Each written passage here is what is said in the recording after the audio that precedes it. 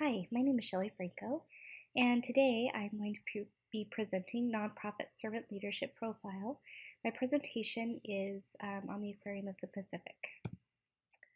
So why did I choose the Aquarium of the Pacific? Well, the oceans cover nearly 3/4 of the Earth.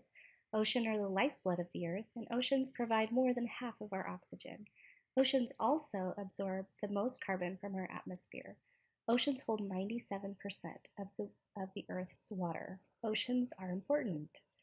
As a surfer, the Pacific Ocean holds a special interest and connection for me, and it is also important for ourselves and future generations to take care of our natural resources, and the ocean is one of the biggest. The mission and vision of the Aquarium of the Pacific embody servant leadership. The mission states that the Aquarium of the Pacific wants to instill a sense of wonder, respect, and stewardship for the Pacific Ocean, its inhabitants, and ecosystem. It embodies servant leadership because the Aquarium of the Pacific seeks to inspire. The vision is to create an aquarium dedicated to conserving and building natural capital by building social capital. And this is the goal of a servant leader. So by building social capital, the end result is then to enhance natural capital.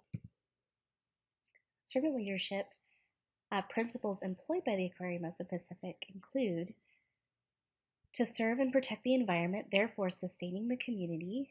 Besides programs and exhibits, the aquarium is involved in numerous conservation efforts, collecting critical data for research and providing aquatic forums to bring together scientists, educators, community leaders, and policymakers to solve environmental issues. The aquarium is a leader in green practices. They were the first among museums, zoos, and other aquariums to register their greenhouse gases. The aquarium also features a platinum watershed classroom.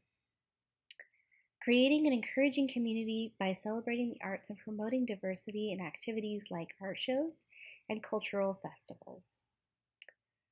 The Aquarium of the Pacific also provides classes and multimedia experiences facilitated by leading scientists. Educating the community supports the development of environmentally conscious behaviors in community members, sustaining and supporting the community's environmental viability. Servant leadership principles used to achieve success at the aquarium include the aquarium not only practices environmental conservation and marine life awareness, they also inspire others to be natural capitalists. The aquarium encourages diversity and social capitalism.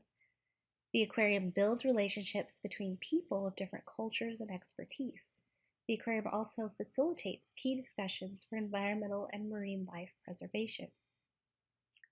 The aquarium teaches others to practice environmental preservation in their own lives and communities by example of its leadership. Servant leadership principles that are useful in my organization include teaching by example. The Aquarium of the Pacific teaches its followers or its public by example. They are conservationists and preserve the marine life and teach others to do the same. They bring experts together in one forum to effect change.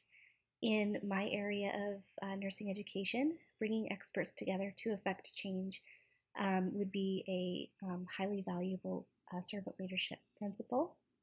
They impact the community by bringing people together through diverse cultural activities. Nursing is also diverse in culture, both patient and nurses. Bringing people together in a community to discuss culture and to appreciate culture is an invaluable servant leadership principle. The Aquarium of the Pacific also advocates for environmental preservation. This is something that isn't talked about or displayed enough in nursing, but environmental preservation is a huge area that would be good for education for our upcoming nurses. And then finally, the aquarium inspires others to take action. And again, this is super important in nursing education to inspire our students to take action. Thank you for listening to my presentation.